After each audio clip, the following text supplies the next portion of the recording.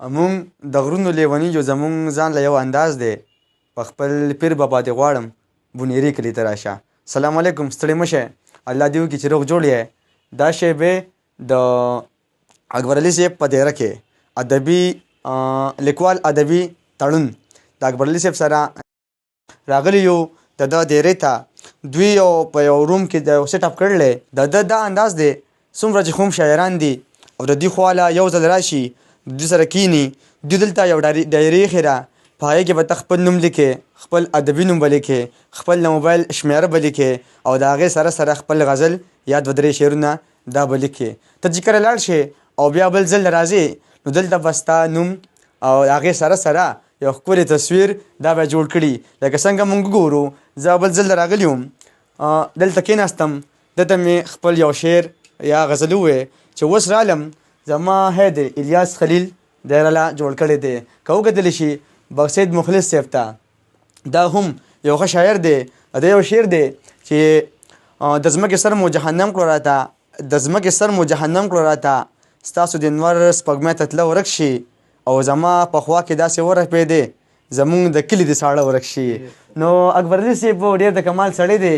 یا سحر بونیري صاحب له دلته که تاسو وګورئ سوچي یوسفزی، هراج یوسفزی، محمد نواب اسیر صاحب و، گلزار موسم صاحب و، یا شاد یوسفزی. شاد صاحب وی ای زړګیه خپل سمي ته مې لږ پرېږده، لیوني ستا په کار باندې روان یم. صاحب زر بابا کوم چې زمونږ د کلي دی دا پورې د غره ویښته چې ښکارېږي د چا کلی دی دا خو ګلیاړی د زړه سره زما کلی دی. صاحب زر کلیاړوال زمونږ د کلي یو ښه شاعر دی، زما استاد هم دی، زما په شاعرۍ کې رهنمایي هم کي، هغوی له هم جوړ کړی دی.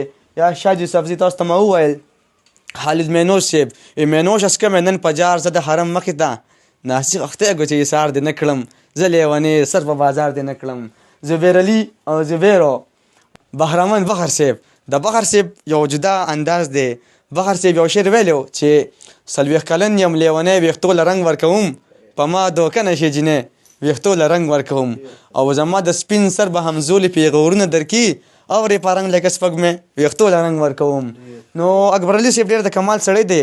څنګه چې د دوی قلم په شعر کې زورور دی، شعر لیکي، همدغسې د دوی قلم په آرټس کې هم ډېر زورور دی او دوی چې څه ویني یا څه محسوس کړي هغوی د خپلو هغه څیز بیا د خپلو ګوتو او د قلم په ذریعه په یو څیز باندې جوړولی هم شي. که تاسو غواړئ چې دلته راشئ د اکبر صاحب سره کښېنئ، اکبر صاحب سره اکبر صاحب واورئ، نو دا په بونیر کې د امبېلې په چوک کې دلته دا د دوی دیره ده. او که ملګري راتله غواړي زما سره هم رابطه کوی شئ، د اکبر صاحب سره هم رابطه کوی شئ. مخامخ تاسو پر سکرین وینئ د اکبر صاحب د یوټیوب چینل دای ته چې ننوځئ په دې کې به د اکبر صاحب نمبر هم وي یا دوی سره نور هم د دوی انفارمیشن به پکې وي، تاسو دوی سره رابطه کولی شئ.